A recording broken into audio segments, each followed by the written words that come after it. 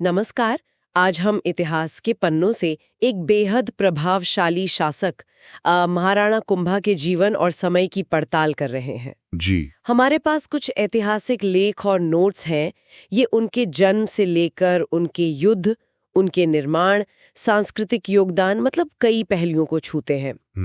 तो चलिए इन स्रोतों में जरा गहराई से उतरते हैं और समझने की कोशिश करते हैं कि महाराणा कुंभा इतने अहम क्यों माने जाते हैं। बिल्कुल। आइए सबसे पहले इन स्रोतों के आधार पर महाराणा कुंभा का एक संक्षिप्त परिचय देखते हैं।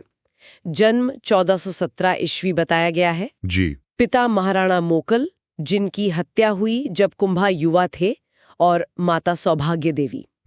स्रोत बताते हैं कि उन्हें कई उपाधियां मिली, जैसे हिंदू सुरत्राण, अभिनव भट्टाचार्य और स्थापत्य कला का जनक। ये कुछ प्रमुख हैं। हाँ, ये उपाधियां काफी कुछ कहती हैं उनके बारे में। और साथ ही ये भी लिखा है कि उन्होंने संगीत राज और रसिक प्रिया जैसे ग्रंथ भी लिखे। मतलब एक शासक जो युद्ध भी लड़ रहा है और ग्रंथ भी लिख रहा है, ये थोड़ा असामान्य सा लगता है। स्रोत क्या इशारा करते हैं इस बारे में? हाँ, ये उपाधियां और रचनाएं ये वाकई उनके, जिसे कहते हैं ना, बहुआयामी व्यक्तित्व की ओर इशारा करती हैं। अच्छा। स्रोतों से ऐसा लगता है कि कुंभा के लिए सैन्य शक्ति और सांस्कृतिक समृद्धि, इनमें कोई विरोधाभास नहीं था।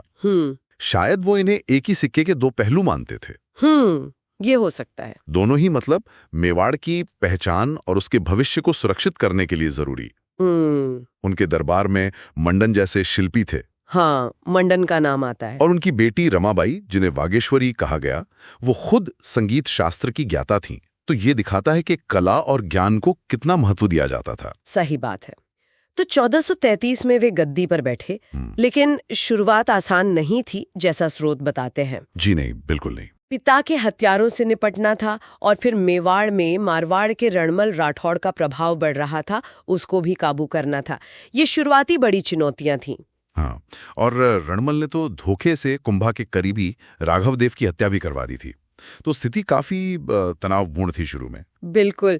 इन शुरुआती दिक्कतों के बाद फिर उनके सैन्य अभियानों का जिक्र आता है। 1437-38 तक तो उन्होंने आबू, मांडलगढ़, गागरोन जैसे इलाकों पर नियंत्रण हासिल कर लिया था। जी, लेकिन सबसे बड़ा और जो चर्चित संघर्ष रहा, वो मांडू के सुल्तान महमूद खिलजी से हुआ। हाँ, खिलजी वाला किस्सा। जब कुंभा ने अपने पिता के हत्यारे महपा पमार को सौंपने को कहा और खिलजी ने मना कर दिया, तो 1439 में युद्ध छिड़ गया। और दिलचस्प बात यह है कि कुंभा ने खिलजी को हराया और बंदी बनाकर चित्तौड़ ले आए। बंदी बनाकर चित्तौड़ लाना, और फिर करीब 6 महीने बाद, जैसा कि स्रोत कहते हैं, जुर्माना लेके छोड़ देना। ये थोड़ा चौंकाता है। मतलब क्यों छोड़ा होगा? क्या उस जमाने में ये कोई रणनीति थी या सिर्फ कुंभा की उदारता? देखिए, स्रोत सीधे तौर पर उनकी मंशा तो नहीं बताते, लेकिन ये उस दौर की राजपूती परंपरा का हिस्सा हो सकता है, या शायद ये कुंभा के आत्मविश्वास को दर्शाता हो। अच्छा। हालांकि जैसा कि स्रोत आगे बताते हैं, ये दरियादली शायद थोड़ी महंगी पड़ी, क्योंकि खिलजी ने बाद में फिर मेवाड़ पर हमले किए। हाँ, वो तो है। और उसी शुरुआती जीत की याद में बना चित्तौड़ का मशहूर विजय स्तंभ। जी, विजय स्तंभ। स्रोत बताते हैं कि 1442 से 49 के बीच बना, 9 मंजिला, 122 फीट ऊंचा।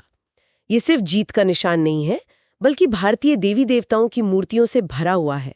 मतलब संस्कृति और स्थापत्य का एक तरह से खजाना है। बिल्कुल। और वास्तुशिल्पी मंडन का नाम इससे खास तौर पर जुड़ा है। जी। वो खिलजी को रिहा तो कर दिया, लेकिन शांति स्थायी नहीं रही। 1442 में जब कुंभा चित्तौड़ में नहीं थे, खिलजी ने कुंभलगढ़ के पास बाण माता मंदिर पर हमला किया। वहां दीप सिंह और उनके साथियों ने वीरता से सामना किया और वीर गति पाई। बाद में मांडलगढ़ के पास फिर युद्ध हुआ, जिसके नतीजे पर खैर अलग अलग दावे हैं दोनों तरफ से, पर अंततः चित्तौड़ पर कुंभा का अधिकार बना रहा। इसी उथल पुथल के बीच एक और नाटकी घटना हुई। 1443 में रणमल राठौड़ की हत्या। हाँ, ये भी एक बड़ा मोड़ था। रणमल का दबदबा मेवाड़ में बहुत बढ़ गया था, और कहते हैं कि नशे में उसने अपनी प्रेयसी भारमली से कुंभा को मारने की बात कह दी। जी, और भारमली, जो मेवाड़ की वफादार थी, उसने ये सूचना महाराणा तक पहुंचा दी। अच्छा। जिसके बाद रावत चूंडा की मदद से रणमल को मरवा दिया गया।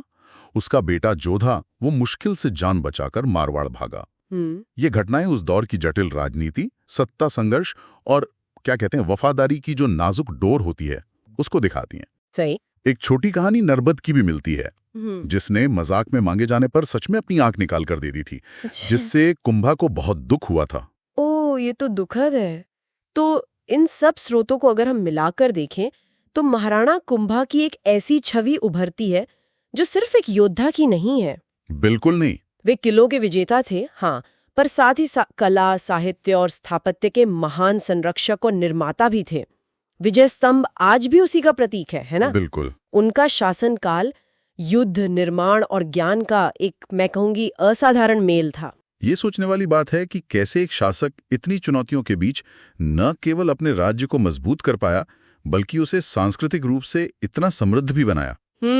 उनकी विरासत सिर्फ युद्धों की कहानियों में नहीं है, बल्कि उन दीवारों, मूर्तियों और ग्रंथों में भी जिंदा है, जो हमें उनकी दूरदर्शिता की याद दिलाती हैं। सही कहा। विचार करने लायक बात यह भी है कि क्या आज के दौर में नेतृत्व, कला और सामरिक शक्ति के ऐसे संतुलन से कुछ सीख सकता है? अगर आपको ये वीडियो पसंद आया हो तो कमेंट करके जरूर बताएं, और अगला टॉपिक क्या होना चाहिए वो भी हमें जरूर बताएं।